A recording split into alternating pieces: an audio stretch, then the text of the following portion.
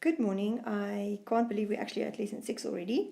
This is going to be quite a short lesson because once you've done this lesson, we're done with bonding and the shapes of the molecules. And before we can go on with intermolecular forces, you need to understand all of this very well. So when you're done with today's short lesson, please go back and look at everything up to this point because you must understand everything up to this point very well before you can move on. So for the giant molecules, if you look at the elements that they're made of, silicon is in group 4. So, and you know it's a non-metal. So silicon is a non-metal. Oxygen is also a non-metal. So if you think back for covalent bonding, it's always going to be two non-metals combining with each other.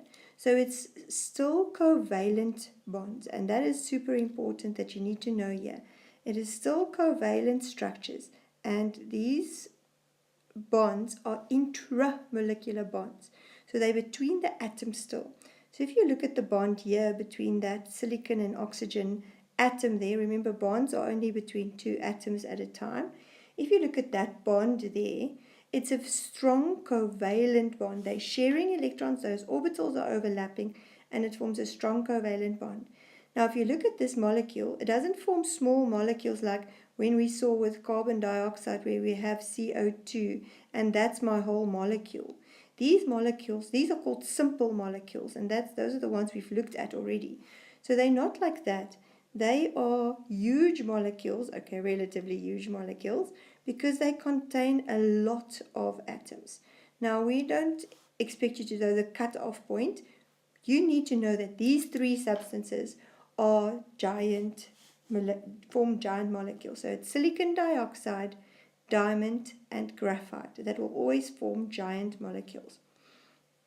So the other one, if you look at diamond, so the whole thing is one molecule. If you look at diamond, diamond is carbon and carbon. So still carbon and carbon and then carbon and then carbon, and it carries on like that. So again, it's a non-metal and a non-metal. And because it's two, so non-metal atom, so it's pure covalent or non-polar covalent bonds between these two atoms here. And that's how they carry on in a diamond. So you don't form small molecules again, and the whole thing is one big molecule. So if you want to melt a diamond, you have to actually break those intramolecular forces, and those strong intramolecular forces with the orbitals overlapping are very hard to break, and therefore you will need a very, very high temperature to overcome those forces. Graphite is a little bit special. Sorry. It is also a giant molecule, but if you look at graphite, there are layers within the graphite. Graphite is still carbon, so it's carbon and carbon and carbon. So in these layers, you have carbon atoms bonding with each other. So that would be my one giant molecule. The one layer is the one giant molecule. The next layer is my next giant molecule, and the next layer is my next giant molecule. So within these layers here, you can see there between the there, and there, where I'm making the dots. Those are the strong covalent intramolecular forces, still pure covalent or non-polar covalent because it's carbon and carbon, but those are strong. So if I want to melt again graphite, what happens is, what I have to do is I have to break these atoms apart. And to break them apart, I again need a lot of energy. So they will have a very high melting point and a very high boiling point. All three of these giant molecules will have high melting points and boiling points because you have to add a lot of energy to break those atoms apart. But now the only difference here with graphite to the other ones is that here in between these layers, there are not such big forces. And those forces we're going to look at in the next bit, they are called intermolecular forces. And those forces are relatively weak. Now, I think all of you know that graphite is what a pencil is made up of. So in graphite, these layers here can then slide over each other because those forces are not so big. And because they can slide over each other, the one layer of your pencil is basically sliding onto your page. And that's how you can write with a pencil, even though the forces are actually quite strong. Then the last type of bonding we have to look at is metallic bonding. Metallic bonding should be very easy to spot because it's only in metals. So you will have a metal and a metal atom, and it can be the same metal atom. Most of the time it is the same metal. Because if you look inside a metal, now I'm going to just give myself a clean space here to write. If you look inside a metal, what happens is, what happens is you've got your positive nucleus. You all know now that this positive nucleus is surrounded by energy levels and electrons and orbitals. Now for a metal, metals are very dense, so these particles are very closely packed. So the next nucleus will be close to that nucleus. Sorry. So what's going to happen is the orbitals of this one that will be the same as the other one. So if the other one had two energy levels, this one will have two energy levels as well. But the metals are quite low in the periodic table, so they will have more than that even. So what happens, like you can see here, is that if I had an electron here in this energy level, so I have electrons there in the outside energy level, and you should remember that we call them valence electrons. These electrons, when they now move in their orbitals, because of these orbitals also overlapping, they can move from the one atom to the next. And that happens throughout the metal. So electrons in a metal are free to move. And that is why metals are good conductors of electricity, whether they are solid or a liquid, doesn't matter, because these electrons are free to move. So what we call these, or these are just a nucleus and a nucleus. So the particles in a metal is still a nucleus, the positive nucleus, surrounded by its electrons. So it's a positive nucleus that's basically kept together by the delocalized, we call them delocalized electrons because they don't belong to one atom at a time. So they delocalized electrons, and some books will call them a sea of electrons. And these electrons then can move around, conduct electricity, conduct heat, and that is why metals are seen as good conductors.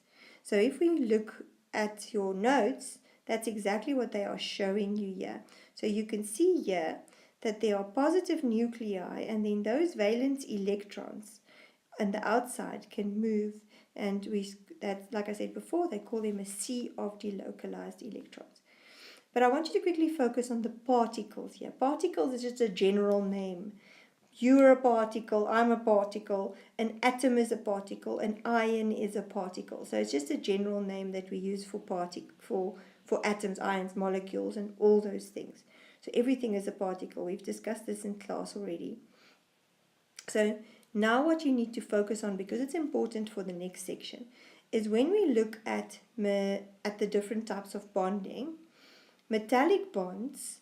So if you look at this summary of the particles, if you have discrete molecules, remember, we actually called them simple molecules. So discrete, you can rather use the word simple. Okay, so for the simple molecules, those are the small molecules like CO2 and so forth. What you're going to have, if you have a discrete molecule, then the molecules the molecules are going to, why it says atoms of noble gases, because remember, atoms of noble gases do not form molecules. They stay atoms because they don't want to combine. So they are never going to conduct electricity. If we have covalent bonds, giant structure, the particles are atoms. So covalent bonds, the particles are atoms. What I really wanted to say here and this is what we need to say here. This is for covalent substances also. The particles are called molecules. For giant structures, the particles are still atoms. For ionic substances, the particles are ions. And for metallic substances, the particles are positive ions, or you can say positive nuclei, and you'll see some textbooks call them positive kernels, and then they have delocalized electrons around them. I actually want you to scratch out the word ions and just say positive nucleus and delocalized electrons. So please, all of you, I want you to scratch out ions there because we don't call them ions. For the metallic bonding, scratch out ions and write nucleus. Okay, please, that should be that. And so for metallic bonds, we also don't form molecules. So the main thing I want you to see from this page, and that you need to know, and it's very important for the next section, is the only one of these that form molecules. So to form a molecule, it has to be a covalent bond. So if it's an ionic bond or a metallic bond, it does not form a molecule. Covalent bonds are the only ones that will form molecules, and they are the only ones that can take us then to the next part. We're going to look at intermolecular forces.